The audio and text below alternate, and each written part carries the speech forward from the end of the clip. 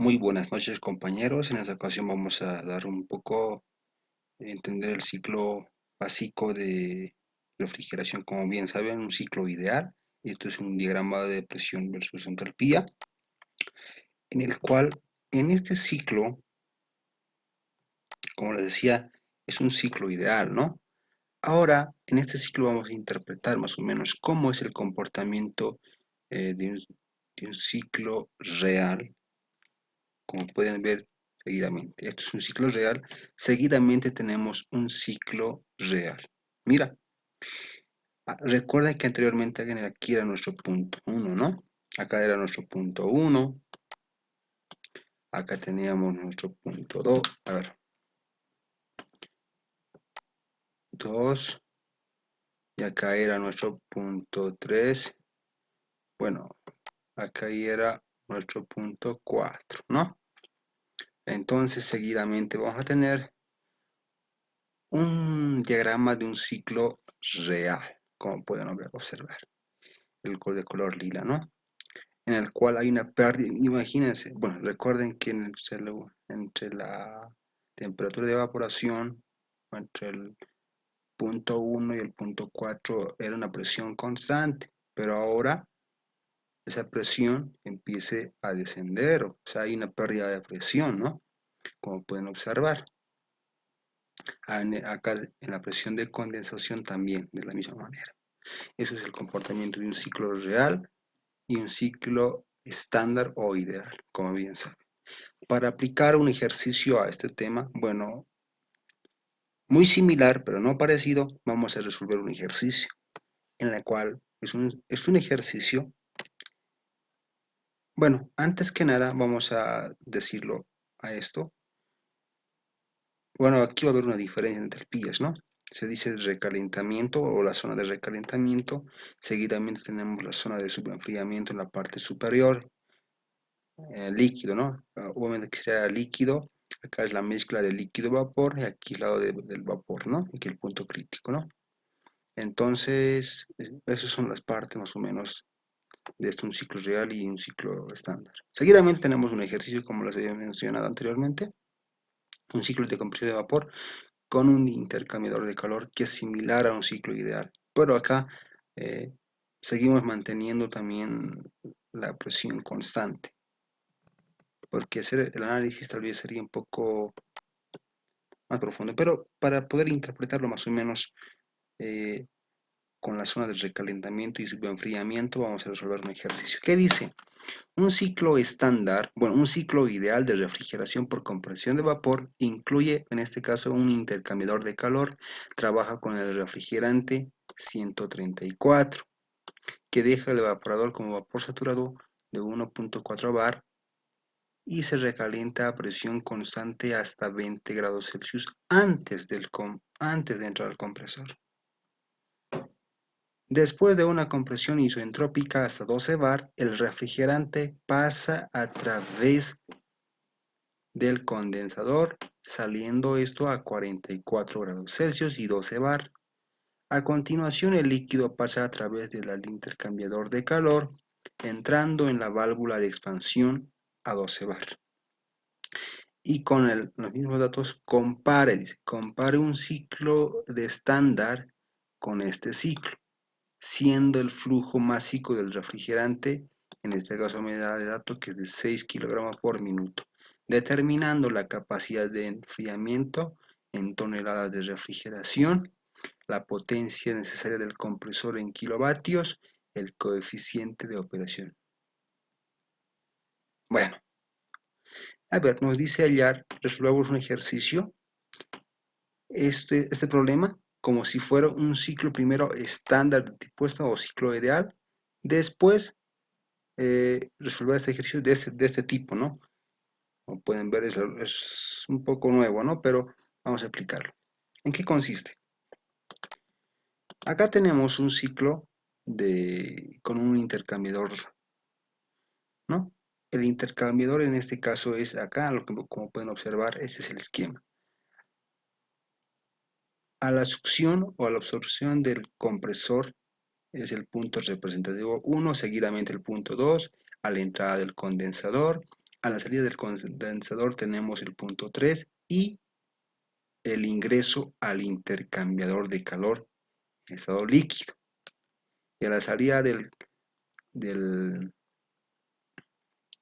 intercambiador de calor tenemos el punto 4, seguidamente la válvula de expansión, y a la salida de la válvula de expansión tenemos el punto 5 y así ingresando al evaporador, que en este caso me dice que es de 1.4 bar. Esa sería la presión de evaporación y la presión de condensación es de 12 bar. Bueno, en acá recuerden que un bar es equivalente a 100 kilopascales, en acá sería 12 bar 1200 kilopascales, ¿no? Y acá sería 140 kilopascales, ¿no? A ver, ¿en qué consiste el problema? Ahora nos vamos en un diagrama de presión versus entalpía. Recuerden bueno, el ciclo ideal sería el de color negro, en la cual en la línea de vapor saturado era nuestro punto representativo 1. En este caso va cambiando. Me dice que hay un recalentamiento de 20 grados centígrados. Entonces, esa temperatura de recalentamiento a causa del intercambiador de calor hace que mi punto representativo 1 pueda recorrer a la zona de vapor, ¿no? Esa es la zona de vapor. Por el momento entre el 1 y el punto 6 se denomina la zona de recalentamiento. Por el otro lado, acá en el punto 3 que se encuentra en la línea de líquido saturado. Me daba un dato, que es la temperatura de subenfriamiento de 44 grados Celsius. Esa temperatura en algunos casos me dan, en algunos casos no, pero en algunos casos me puede decir que solamente hay un subenfriamiento, ¿no? Pero esa temperatura de 44 me permite para representar de que hay un subenfriamiento. ¿Por qué? Porque por una presión de condensación de 12 bar, si nos vamos a tablas, la temperatura es de 46.32 grados Celsius. ¿En dónde? En la línea del líquido saturado, en el punto 3. Pero en la línea, en el punto 4, la temperatura es diferente, o sea, es menor. ¿Por qué? Porque recuerden, fuera de la línea, la temperatura verticalmente empieza a descender, llega acá a la línea de líquido saturado y dentro del diagrama es constante o es isotérmico e isobárico, ¿no? Con la presión se mantiene constante dentro de este diagrama, ¿no? Por eso me da esa temperatura de subenfriamiento, para representarlo. En algunos casos, como les digo, me dice que solamente hay un subenfriamiento. Por eso se dice la zona de subenfriamiento. Seguidamente, el 4 es ahí, el punto 5 equivalente va a ser la entalpía 4 equivalente a la entalpía 5, ¿no? Estos son los puntos, ¿no? De un ciclo, cuando es, bueno, de un ciclo de vapor en el cual esto hay un intercambiador de calor, ¿no? Bueno, sigamos. El problema nos dice, comparemos este ciclo estándar. O sea, resolvamos este ejercicio como si fuera un ciclo ideal o estándar y comparemos con este ejercicio. Y para ver las diferencias que existen entre un ciclo ideal y un ciclo con intercambiador de calor. Primero resolvamos un diagrama como si fuera un ciclo ideal. En este caso, para eso me permite, como los datos tengo que tener, el refrigerante con lo que voy a trabajar para las tablas, y aquí me dice el evaporador, ¿no? En la cual 1.4 sería nuestra presión de evaporación. Después dice la temperatura, acá nos dice de 12 bar. O sea, eso sería la presión de condensación de un ciclo ideal. O sea, trabajamos como si fuera un ciclo ideal, como ya saben, ¿no? Tenemos un ciclo ideal, representamos los puntos entre el punto 1, el punto 2, el punto 3, el punto 4, como ya saben, en la línea de líquido saturado y en la línea de vapor saturado. Entonces, determinamos la entalpía 1.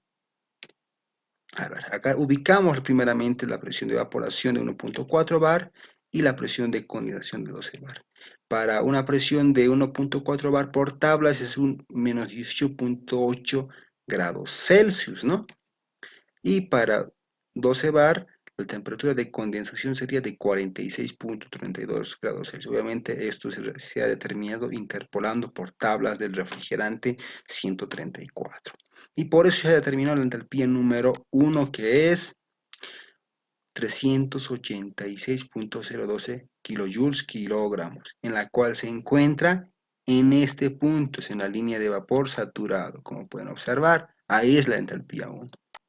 La entalpía 2 es por tablas, perdón, por la gráfica. Más adelante vamos a seguir hallando esto.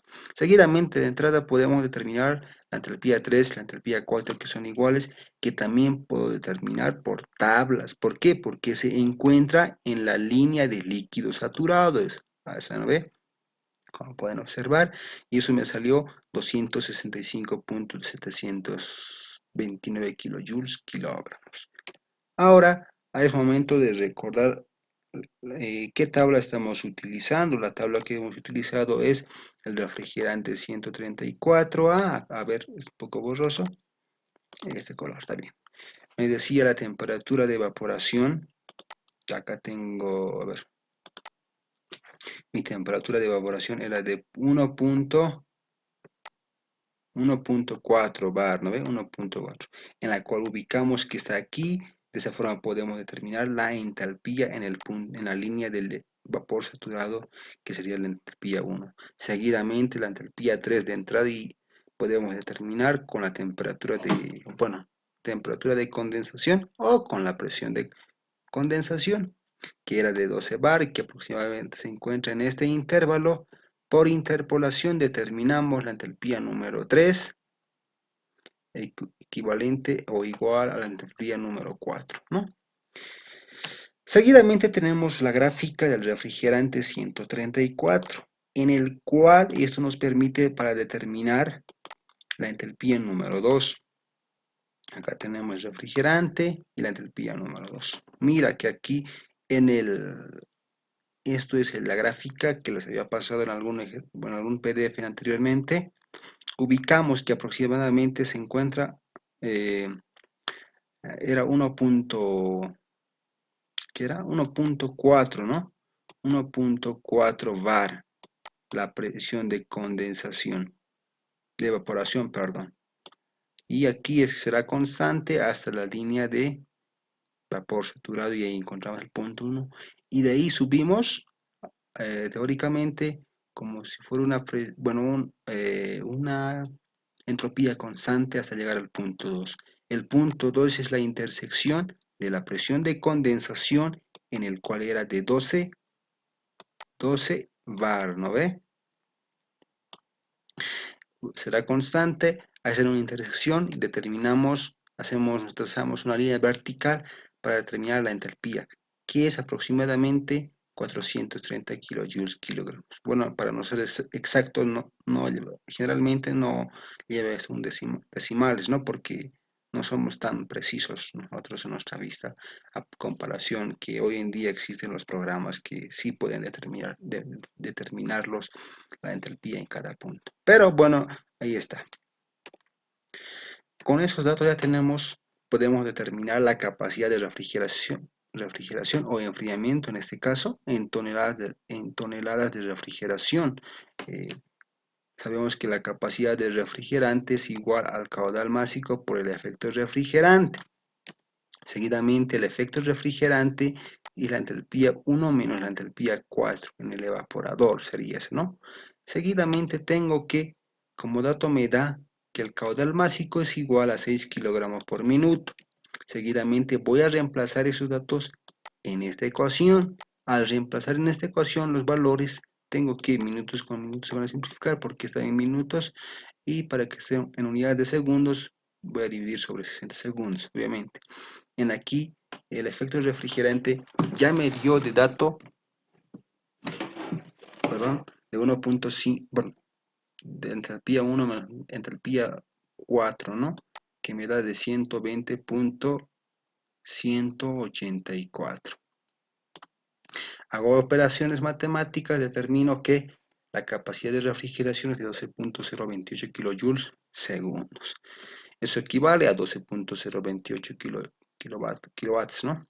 y una tonelada de refrigeración es equivalente a 3.52 kilowatts, en el cual, haciendo esa operación, me sale que es 3.417 toneladas de refrigeración, en este caso, ¿no? Es la capacidad de refrigeración o de enfriamiento.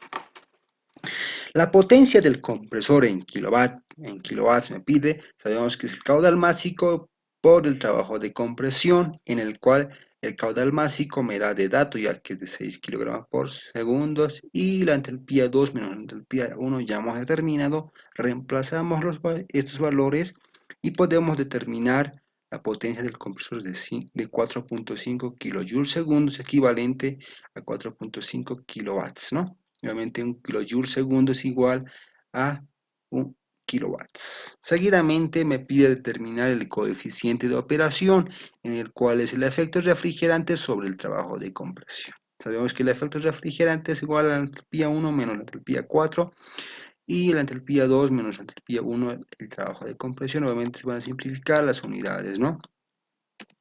En el cual voy a reemplazar los valores.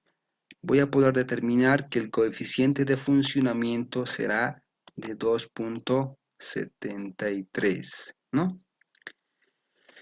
Eso es el coeficiente de operación o de funcionamiento. Ahora ya hemos determinado esto. Ahora nos pide determinar, eh, incluyendo el intercambiador de calor. Este intercambiador de calor, ¿no? Bueno, sabemos que tenemos el diagrama de un ciclo ideal, que muy bien sabemos que es de la siguiente manera. Entonces, podemos ubicar en este ciclo ideal o representar sobre esto un ciclo en el cual incluye al intercambiador de calor, en el cual me dice que hay una temperatura. Bueno, primero, antes que nada, ubicamos la presión de evaporación de 1.4 bar. Seguidamente, ubicamos la temperatura de evaporación de menos 18.8. Seguidamente, la presión de condensación de 12 bar. Y la temperatura de condensación. Seguidamente, acá tenemos la temperatura de subenfriamiento. Como les decía anteriormente, era para ubicar a qué punto más o menos se encuentra el punto 4 o a qué temperatura. Seguidamente tenemos algo muy importante en este caso de ejercicio, es la temperatura de recalentamiento, como pueden observar. Me dice que es de 20 grados Celsius. Si se han dado de cuenta, dentro del diagrama es la mezcla de líquido y vapor, ¿no? Entonces la temperatura es en esa línea de vapor saturado van de la siguiente manera. Una vez pasado la línea, empiezan a descender, como se han fijado la temperatura, ¿no? Entonces, anteriormente al compresor ingresaba a una temperatura de 18.8 grados Celsius, pero ahora hay una temperatura de recalentamiento que esto hace recorrer a la zona de recalentamiento que sería de 20 grados Celsius y por esa razón se llama temperatura de recalentamiento de 20 grados Celsius. Y eso será el punto de inicio del ciclo, en el cual vamos a hacer el análisis, ¿no? Seguidamente el punto 2, el punto 3 sería en la línea de líquido saturado, el punto 4 en la zona de subenfriamiento, el punto 5 dentro del diagrama, y así el punto 6 en la línea de líquido, perdón, la línea de vapor saturado. ¿Sabes? De entrada podemos determinar o podemos decir que esta entalpía 6 va a ser igual a la entalpía 1 del anterior ejercicio, porque estamos trabajando con los mismos valores, sería 386.02, o sea, sería el mismo, ¿no? ¿Por qué? Porque se encuentra en esta línea de vapor saturado. Ahora, para la entalpía 1 y la entalpía 2 se encuentran en la zona de recalentamiento del vapor, en la cual vamos a determinar esto por las gráficas que tenemos de cada refrigerante. Pero ya de entrada podemos determinar que la entalpía número 3, en este caso, será igual a la entalpía número 3 también del anterior ejercicio. O sea, esos se van a hacer iguales, ¿no? La entalpía 4 y la entalpía 5 vamos a determinar más adelante.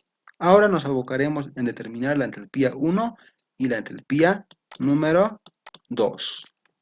Seguidamente tenemos la gráfica, ubicamos los puntos. Bueno, esto es un ciclo representativo en una gráfica, bueno, en la gráfica del refrigerante 134. Ubicamos la presión de condensación, la presión de evaporación. Acá sería de 1.4 y arriba sería de 12 bars, ¿no? En el cual, como bien sabían, aquí era el punto número 6 y era el punto 6, ¿no? Bueno, el punto 1 vamos a determinar. Ubicamos, ¿no?, el punto 1, ¿por qué? Sin antes nos daba un dato muy importante, que era la temperatura de recalentamiento de 20 grados Celsius. Esa temperatura, la curva empieza a descender de esta temperatura, ¿no? De la siguiente manera. Y pasa por el punto 1. Al pasar por el punto 1, mientras que por el otro lado la presión de evaporación se mantiene constante, realizan una intersección. Entonces, al realizar la intersección en este punto, podemos determinar por gráficas la entalpía número 1, que en este caso es de 420 kilojoules kilogramos. Seguidamente, teóricamente, nos vamos que es isoentrópicamente hasta el punto 2. En el punto 2, muy bien sabemos también que la intersección de la entropía, que es constante, y la presión, que será constante por este lado de la presión de condensación, hay una intersección. En ese punto trazamos otra línea verticalmente en la cual será la entalpía número 2, que es de 472 kilojoules kilogramos, ¿no? Ya tenemos determinado la entalpía 1 y la entalpía 2. Anteriormente teníamos la entalpía número 6, ¿no? Ya teníamos la entalpía número 6.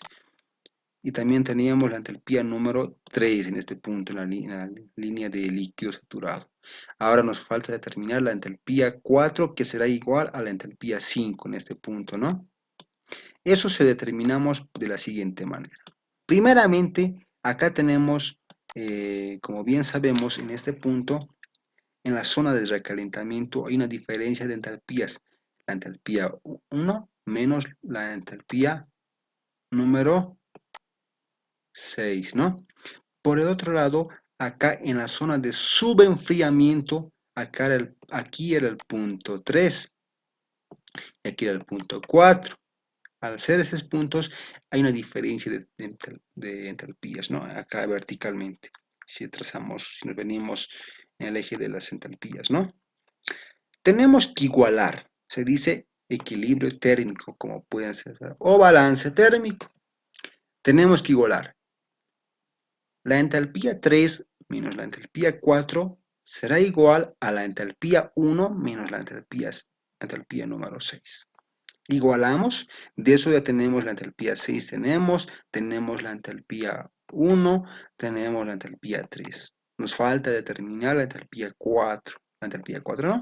Despejamos entalpía 4 y determinamos de la siguiente manera, reemplazando, ¿no? Me sale 231.741 kilojoules kilogramos. Obviamente esto igual a la entalpía número 5. Ahora sí tengo todas las entalpías y ahora sí puedo trabajar determinado el inciso A, que era el efecto refrigerante. Sin antes recordarles que el efecto refrigerante en este caso ya viene dada desde la entalpía número 6, porque está trabajando el evaporador. Lo demás es el intercambiador de calor, ¿no ve? O sea, no nos interesa. Para determinar el efecto refrigerante hasta el punto 5, que sería mi efecto refrigerante. Por el otro lado tenemos el trabajo de compresión, generalmente la entalpía número 2 menos la entalpía 1, entonces eso seguirá manteniéndose. Tenemos, inciso A, la capacidad de enfriamiento en toneladas de refrigeración, en el cual tenemos que el efecto refrigerante, como les decía, es la entalpía número 6 menos la entalpía 5, y tenemos como dato el caudal másico de 6 kilogramos por minuto, ¿no? Seguidamente voy a tener que reemplazar. Una vez reemplazado las entalpías y el caudal másico, puedo determinar que la capacidad de refrigeración es de 15.4278, esto equivalente a 15.427 kilovatios, ¿no? Y sabiendo la relación de toneladas de refrigeración a kilovatios, voy a simplificar kilovatios con kilovatios, y haciendo operaciones me sale que es 4.332 toneladas de refrigeración en la cual aumenta nuestra capacidad de refrigeración, ¿no? Acá está aumentando nuestra capacidad al utilizar, en el anterior ejercicio creo que eran unos 3, ¿no? Ese análisis debemos de realizar. Seguidamente la potencia del compresor. Sabemos que el caudal másico por el trabajo de compresión, trabajo de compresión, entalpía 2 menos la entalpía 1, y reemplazamos los datos y tendremos que la potencia del compresor será 5,2 kJ segundos, que un kJ segundo es igual a kilowatts, ¿no? Que es por eso 5,2 kilowatts. Seguidamente el inciso C me pide determinar el coeficiente de operación o de funcionamiento, en el cual es el efecto refrigerante sobre el trabajo de compresión. El efecto refrigerante es la entalpía 6 menos la entalpía 4. ¿Por qué? Bueno, acá la entalpía 4 es igual a la entalpía 5. Bueno, eso va a ser igual, ¿no? Sobre el trabajo de compresión es la entalpía 2 menos la entalpía 1. Reemplazamos los valores obtenidos y determinamos que el coeficiente de funcionamiento será de 2.97, ¿no? Realizando el análisis, comparando los valores como nos pedía el ejercicio, podemos ver que nuestra capacidad de refrigeración aumentó a 4.332 y la potencia del compresor también, ¿no? De 5,2, y el coeficiente de operación también a 2.97. Como podemos observar, ¿no? El anterior caso, en este caso nos decía la capacidad de refrigeración era de 3.417, ¿no? Y la potencia de 4,5 y el coeficiente de funcionamiento de 2.73.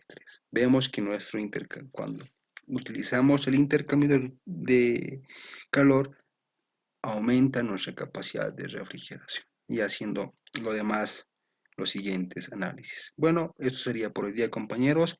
Muchas gracias.